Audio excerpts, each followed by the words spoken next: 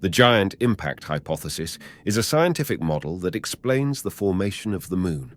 According to this theory, the Moon was created as a result of a catastrophic collision between Earth and a Mars-sized object or protoplanet about 4.5 billion years ago, during the early history of our solar system. Key points of the giant impact theory include collision. A massive impactor, often referred to as Theia, named after the Titaness in Greek mythology, collided with the young Earth. Theia was believed to have been roughly the size of Mars. Debris.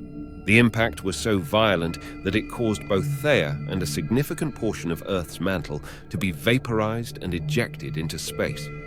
This material eventually coalesced to form a disk of molten rock and debris around Earth. Moon formation. Over time, the material in the debris disk began to cool and accrete, forming the Moon. This process is thought to have taken tens of thousands to a few million years. Moon's composition.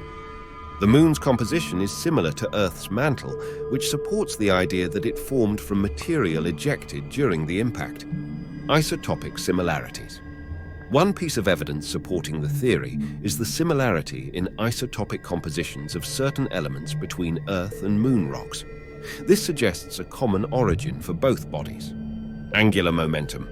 The giant impact is thought to have imparted angular momentum to the Earth-Moon system, influencing their rotation and orbit characteristics. Moon's orbit and rotation. The Moon's orbit and rotation are synchronized, meaning the same side of the Moon always faces the Earth. This is known as tidal locking and is consistent with the giant impact theory.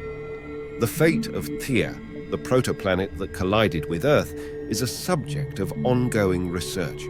Some theories suggest that parts of Theia's material merged with Earth, while other remnants may have formed smaller bodies in the solar system. While the giant impact theory is widely accepted and provides a reasonable explanation for the formation of the Moon, scientists continually refine and develop theories as new evidence emerges and our understanding of the early solar system improves.